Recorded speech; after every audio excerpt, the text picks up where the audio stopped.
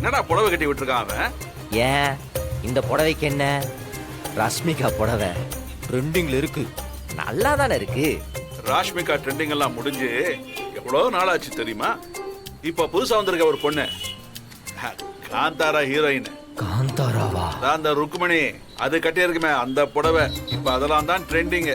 அத பார்த்தாதான் கஸ்டமருங்க கடைக்கு வருவாங்க.